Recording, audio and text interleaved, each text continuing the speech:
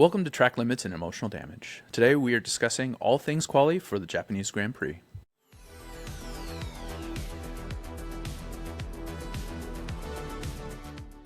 A quali session. Q1, Q2, and Q3, I was on my toes the entire time. It was really good to see some cars that you don't normally see competitive. You know, Q1, those Audis were, I think, Bortoletto was 6 by the end of the session, which, you know, where did they come from? That might be a bigger discussion. Is their performance due to Jonathan Wheatley leaving?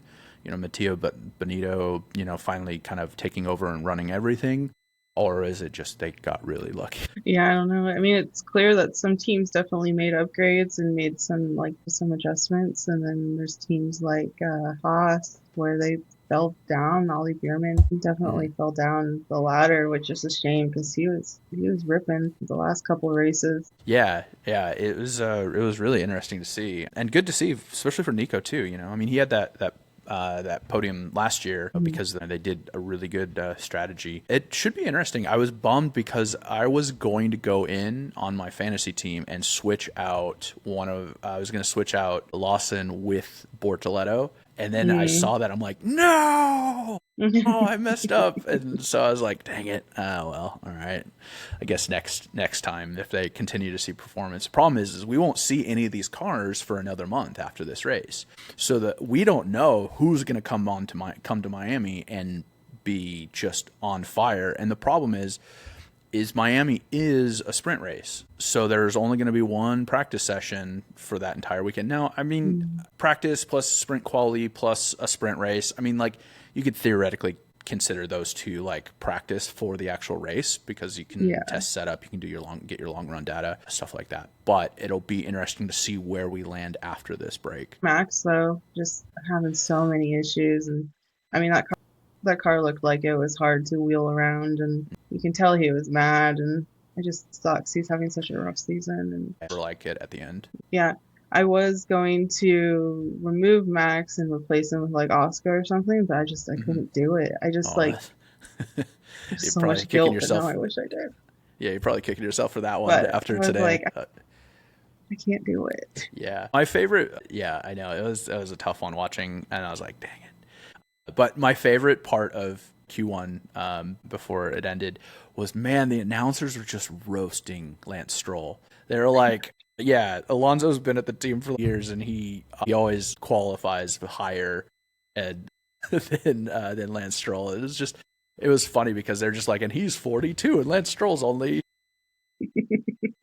I was like, okay, well, you could have just said that like he's just better, and that's that. Aston Martin Dragon. is nowhere on the field. I mean, they're 4 seconds behind the next car, so I don't think we're going to see much out of them through this race, as well as probably through Miami, unless there's some miracles that happened in April. Like what seems like it, they were improving their times a little bit. Like it seems like they were only around 2 seconds behind, more than the last couple of races where they were like 3 or 4. Yeah, and I think that Cadillac we'll start to see them more present. You know, I mean, they're a brand new team. They're figuring out how this whole process works, plus all the moving and grooving that people are doing to each race. So I wouldn't be surprised if midway through the season we see them competitive in the midfield a little bit more as they get it, because they are using the Ferrari engine, and I'm guessing they're probably using a decent amount of Ferrari parts. If Ferrari is doing okay, I will say when we jumping into Q2, I mean, Piastri jumped right to the top of the timetables, which is out of nowhere. I know Lando got very little running this week,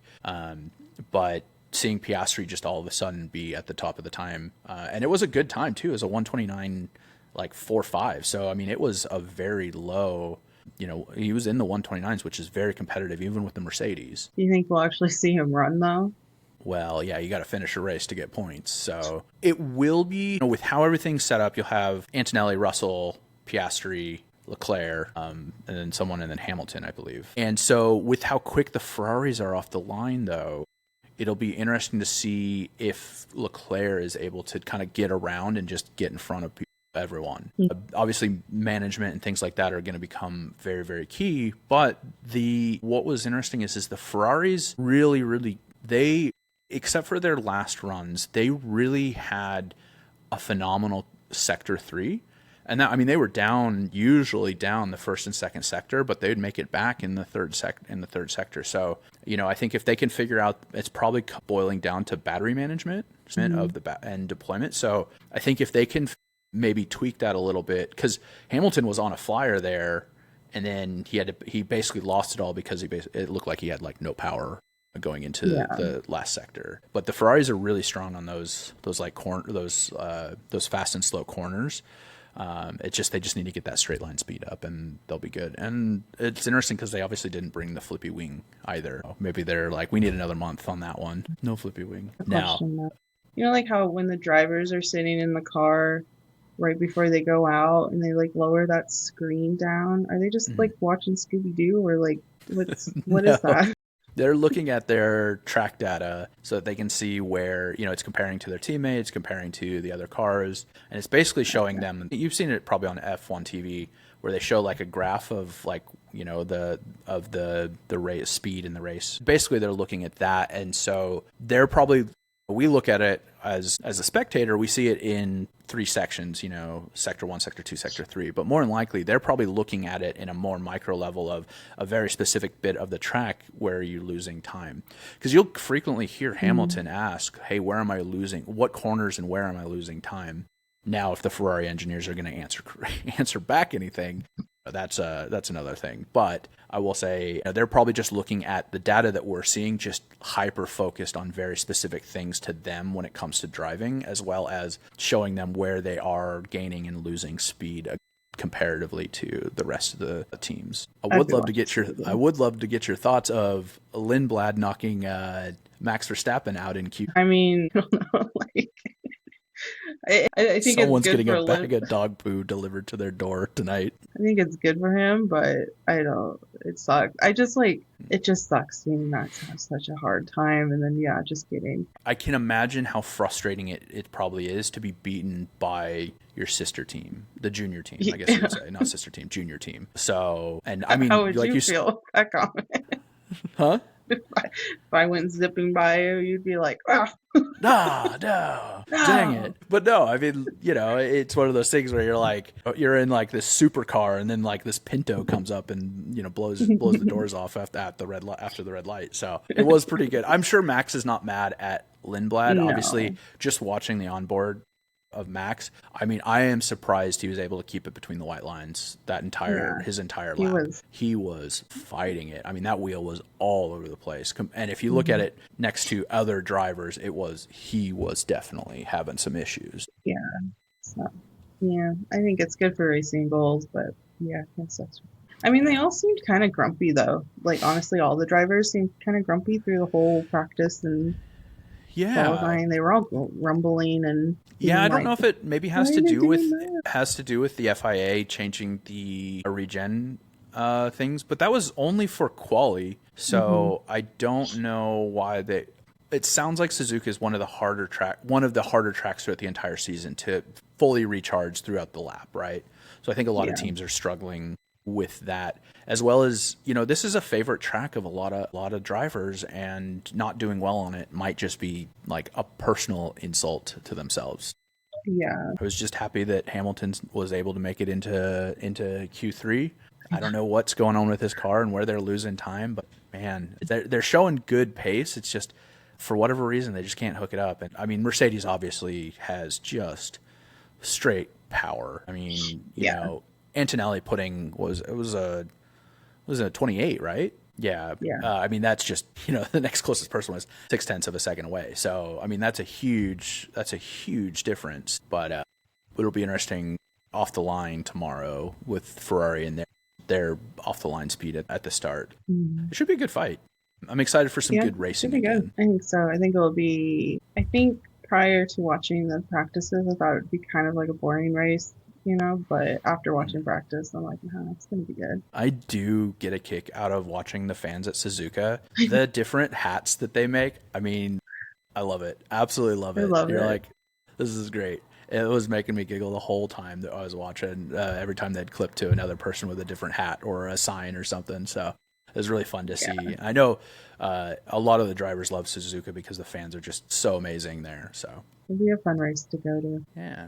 But Q3 wasn't really anything out of the norm once we kind of saw. What was good to see is both McLarens doing really well. So it's a good, I know for my friends that are McLaren fans, I'm sure that's a sigh of relief that they're kind of, seems like they're back in the fight. Now, reliability wise, if they got to finish the race first, but I hopefully was we'll gonna see. say, we've seen that before though, that they do well and then they don't even start. Hopefully they won't. I mean, like Yeah. hopefully they'll actually be able to run the race. But overall, I mean, Antonelli on pole, which is for the second time in a row, which is amazing to see. I mean, he's just going to be, I think he's, I know a lot of people were probably worried last year of maybe Mercedes like burning him out a little bit, but it seems like he's doing really well. And he seems super chipper, which is great to see too.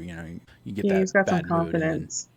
and all of a sudden it starts going the opposite direction. It'd be good. And the only other thing that I noticed I saw in Q3, and I didn't really investigate it because I don't think it was that big of a deal, but Hamilton on his way out got the black and white flag for pit lane exit. I think he was going too slow or taking too long to get out of the pit. And that one's just a warning. If it would have happened again, then it could it be some kind of penalty during the race. But I don't think that we'll see any penalties come from that. Oh, well, do you want to get into our predictions? To be honest, mine, because I missed it, mine hasn't really changed. The only thing that I did, share my screen here.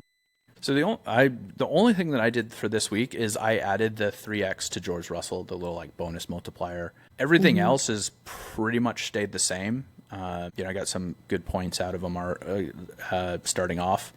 I really, to be honest, like I said earlier, I wanted to switch Lawson out with Bortoletto or Hulkenberg, either one of them. I just didn't get around to it. And then I was thinking of removing Racing Bulls and going kind of like a little wild and dropping in Alpine. Just they seem to really hook it up in practice. So just kind of like throwing a flyer on that one to see if it generates any good points. But overall, I'm pretty happy with where I'm sitting. I mean, with Leclerc and Hamilton doing well at Ferrari, I got Mercedes, George Russell on the Mercedes, and then Bierman. I mean, I will say Bierman definitely he missed it on the later half, so he's going to have to fight through the field a little bit. But I do think that he is pretty quick, so I'm not super concerned. So hopefully I'll get a good amount of points out of him with if he's passing a lot of people. Is that me? Yeah, this is you. So like the Team Billy Smells, the only thing, that's my current lineup. The only thing that changed was I took out, who did I have in place of Haas? I think Cadillac. I had Cadillac for my constructors and I took them out and I put Haas in. So that's the only thing that I've changed. I meant to I should have changed some of the drivers, but yeah, whatever. With having almost $7 million in extra budget, you might want to put next week might want to put a top 4 team for one of your constructors just to make some points. Yeah. Okay. I guess. Yeah, I mean, I'm just saying. I'm sitting here with this, 678 points. So I mean, you don't need to brag about it. But, I'm not. That was humble, 100%. Yeah. I'm just letting you win right now. Oh, okay. Yeah. All right. Yeah. You're waiting for me to start nerfing as we do the fun stuff that we have planned for later in the season. Yeah, I think I need to make some changes. So. But yeah, whatever. Can't now. Well, you'd free up a lot of money removing Max Verstappen, but that's tough because they might come back from the break and have figured out a lot of their issues. Yeah, you lose that. So I guess I can always add him back, but whatever, we'll get there. Cool. Who knows? Maybe he'll do really well, just like miraculously. Yeah, sure. Yeah, totally. I mean, he does. Like that's the thing is even with him down in 15th, he'll still end up in probably 5 or 4th. I mean, the last 2 races he started pretty far down and worked his way through the grid. So it'll be fun to see more racing from him, but I'm sure it's probably going to be, it's not going to be great for him having to fight through all those cars as well as having a car that's just hard to manage. Well, those are our predictions. That's our recap of Quali. We'll bring our next episode of the race recap and any news that's going on in the next day or so after the race.